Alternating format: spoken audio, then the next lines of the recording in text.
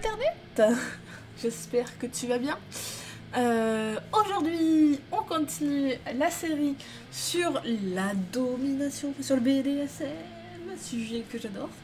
Du coup, peut-être que je tournerai toutes les vidéos d'un coup, hein, on ne sait pas. Et du coup, là, je vais parler de domination plutôt classique. Donc déjà, comme je disais, ça ne suffit pas, ça ne se limite pas à un étranglement, une claque ou une fessée. Il y a plusieurs choses dedans, par exemple, il va y avoir des jeux d'impact. Ça peut être dans plusieurs types de BDSM, mais on va avoir les jeux d'impact. Donc la fessée, mais ça fait un paddle, par exemple, qui laisse des jolies marques. Il est solide. Hein. Il va y avoir donc l'utilisation du martinet. Alors, ce n'est pas un fouet, c'est un martinet, à ne pas confondre avec le fouet qui est une longue corde tressée. Ce n'est pas encore d'ailleurs. Le martinet, c'est pas on s'en sert comme ça. Hein, je vous explique. On fait des 8 sur la. Enfin, un signe infini sur les fesses principalement. De la soumise pour petits exemples. Moi, j'attache un petit peu, j'aime bien ça. Les premières séances avec moi, ça sera souvent de la privation sensorielle. Donc, je ne fais pas les deux à la fois pour la première séance. Je couvre les oreilles ou bande les yeux. En général, je mets un bandeau sur les yeux à la personne à qui j'initie. Et en fait, progressivement, créer de la douleur, en fait. Ça fait pas mal au début. On se dit, oh bah ça va, c'est rien. Mais quand ça dure 5 minutes, ça commence à faire beaucoup. Du coup, je ne me dis pas ce que je vais faire. Mais on aura parlé au préalable, avec tous mes jouets présents, de ce qu'il ou elle accepte ou pas, tout simplement. Ça peut être du wax play, intégrer donc de l'impact, du wax play, donc tu prends une bougie, là c'est des petites bougies, j'en ai des beaucoup plus grosses. Il y a des bougies froides qui existent. Il faut savoir, faut pas hésiter. Si vous débutez, utilisez des bougies froides, ça sera plus sympa. Moi, j'utilise des bougies chaudes. Parce que je suis un peu sadique quand même, hein, sinon c'est pas drôle. Je vais utiliser parfois un plumeau aussi. J'ai un plumeau, je ne sais plus où est-ce que je l'ai mis. Je ne fais pas taire la personne, je ne mets pas la gag ball pour à la première séance. Pas le premier jour, pas le premier soir. Aussi collier, mais je le mets pas trop pour la séance de privation sensorielle. Je vais jouer avec mes ongles, je peux jouer aussi avec mon corps par exemple, en le passant en douceur sur la personne. Ça peut être très simple. Comme à côté, je peux faire donc couler de la bougie, faire du knife play. Alors ça, il faut faire très attention au niveau hygiène et compagnie. De l'impact, du wax play, donc une bougie, là c'est des petites bougies, j'en ai des beaucoup plus grosses. Il y a des bougies froides qui existent, il faut savoir, faut pas hésiter. Si vous débutez, utilisez des bougies froides, ça sera plus sympa. Moi j'utilise des bougies chaudes, parce que je suis un peu sadique quand même, hein, sinon c'est pas drôle. Je vais utiliser parfois un plumeau aussi. J'ai un plumeau, je ne sais plus où est-ce que je l'ai mis. Je ne fais pas taire la personne, je ne mets pas la gag ball à la première séance, pas le premier jour, pas le premier soir. Il y a aussi le collier, mais je le mets pas trop pour la séance de privation sensorielle. Je vais jouer avec mes ongles, je peux jouer aussi avec mon corps par exemple, en le passant en douceur sur la personne. Ça peut être très simple. Comme à côté, je peux faire donc couler de la bougie, faire du knife play.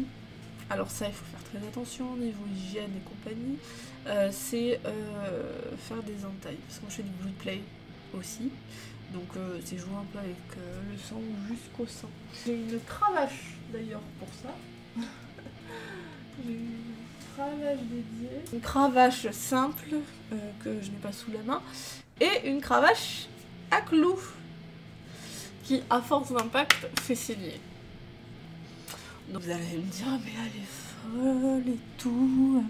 Non, c'est en fait, genre vraiment, au bout de 1 ou 2 impacts, ça fait saigner. Et ça fait pas plus mal que certaines autres cravaches. Bon, c'est un petit peu plus. Mais vous allez me dire, ah, mais elle est folle et tout. Non, c'est en fait, genre vraiment, au bout de 1 ou 2 impacts, ça fait saigner. Et ça fait pas plus mal que certaines autres cravaches. Bon, si, un petit peu plus. Mais d'ailleurs, je tiens à préciser, en tant que dom, tout ce que je fais subir à mes soumis, je les ai testés sur moi aussi avant. Par exemple, je suis allée voir mon chéri, j'ai fait vas-y, mets-moi un coup de cravache des 2 côtés, parce que je dégisais les 2 côtés. Je peux caresser aussi avec la cravache, hein, on peut faire plein de choses. Que je vois la douleur que ça fait, comme ça, dans le moment opportun, si la personne me dit que son seuil de tolérance à la douleur, je saurai, en fait, quel outil et quel jouet utiliser. Ça peut se faire sans jouet, sans outil, hein, on n'a pas forcément besoin, mais moi je préfère, j'en ai, donc j'en profite. C'est la personne, enfin il y a plein de choses à faire avec un corps, de toute façon avec le corps de la soumise, et c'est très enrichissant pour savoir, je trouve, ce que la soumise ou le soumis préfère. J'aime bien aussi, alors, prendre mon strap-on qui est là-haut, ou celui-ci. Voilà, donc ça c'est un strap-on. Prendre l'autre personne, homme ou femme. Hein. Donc pensez bien à nettoyer vos sextoys avant et après usage. Avec un savon adéquat, ou de toute façon vous avez... Enfin moi j'ai toujours des savons adéquats. Là j'ai le gel sensation homme qui m'avait envoyé d'un pack, bref. Et ou même à mettre une capote dessus si vous l'utilisez pour plusieurs partenaires. Comme vous voulez.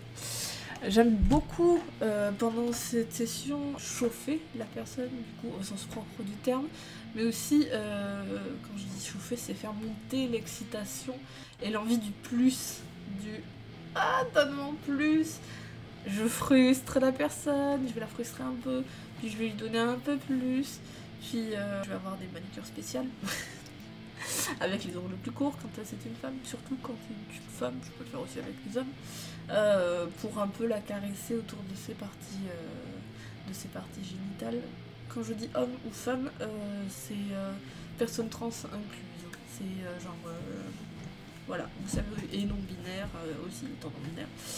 Vous sentez dans peu importe la catégorie dans laquelle vous vous sentez, bon voilà. Peu importe.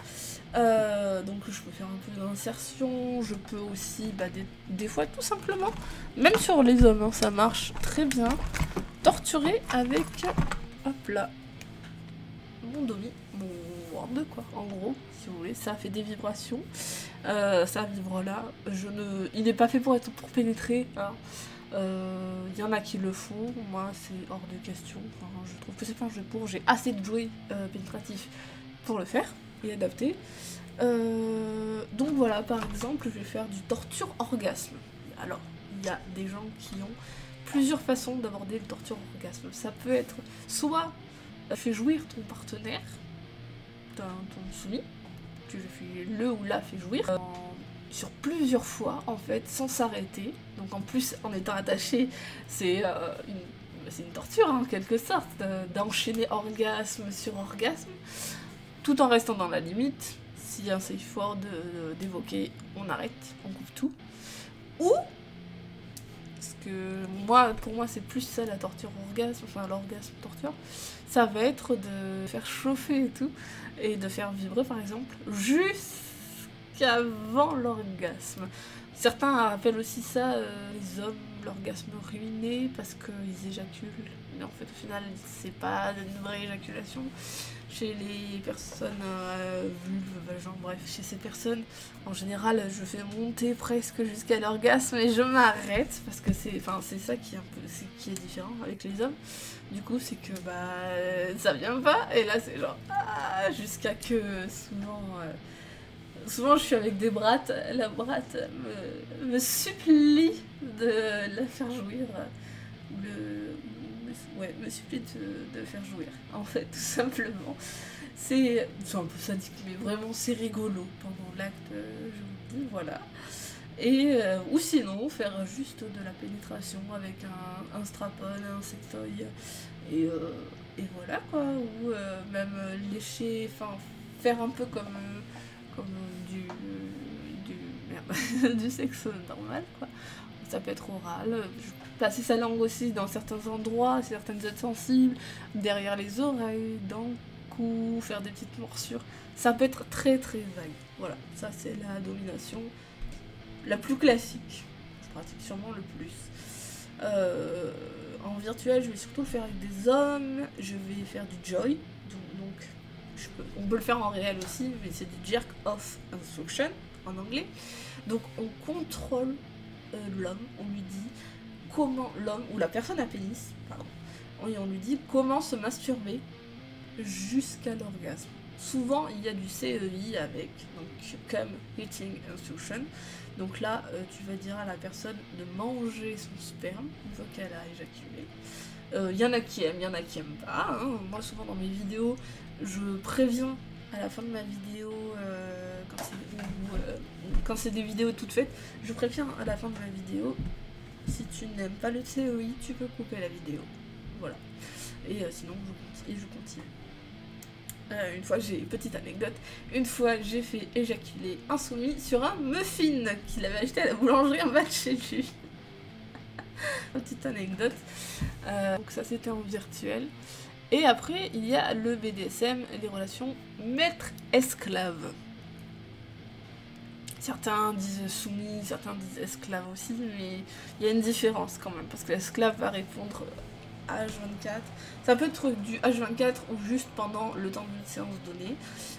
Par exemple, tu vas lui dire mets-toi à 4 pattes par terre et ne bouge pas et c'est en mode fauteuil et tu t'assois sur la personne.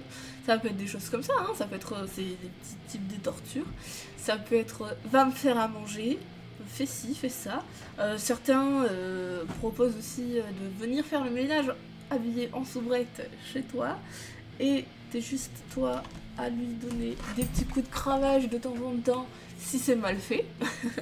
Pour le H24. Ça peut être une relation de couple comme une relation ponctuelle en fait, ou une prestation de domination aussi. Hein. On reste dans le TDS toujours ici, hein, parce que je suis TDS. Et donc voilà, ce sont des exemples qui existent. Ça peut être ça peut être va me faire des courses, achète-moi ça, ça, ça et ça. Où tu sors avec la personne à faire du shopping et tu la traites comme une merde, tu vas lui cracher dessus, tu vas lui dire allez va payer, ou une fois à la caisse tu lui balances tes fringues et tu lui dis paye ça. Je pense que ça doit faire bizarre pour les vendeurs et les vendeuses de boutiques de voir ce genre de comportement, mais je pense qu'ils doivent en voir. Et je sais pas s'ils savent que c'est dans le cadre du BDSM, mais bon bref, voilà, enfin genre faire un peu la princesse, entre guillemets, même totalement en fait, tout simplement.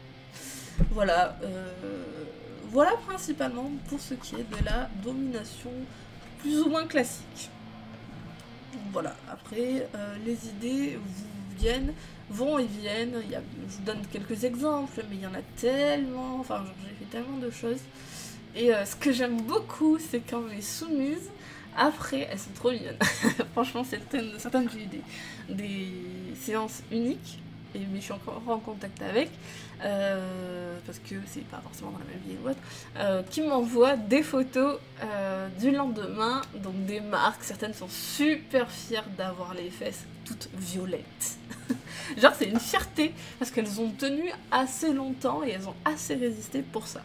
Mais il ne faut pas se forcer. Si vous ne tolérez pas trop la douleur, ne vous forcez pas. Comme je disais, on peut faire du BDSM en douceur, juste avec des caresses et compagnie, tout soft. Donc voilà. Sur ce, je pense que nous allons pouvoir se quitter. Je vous souhaite une bonne journée et n'oubliez pas que le consentement, c'est important. Des bisous!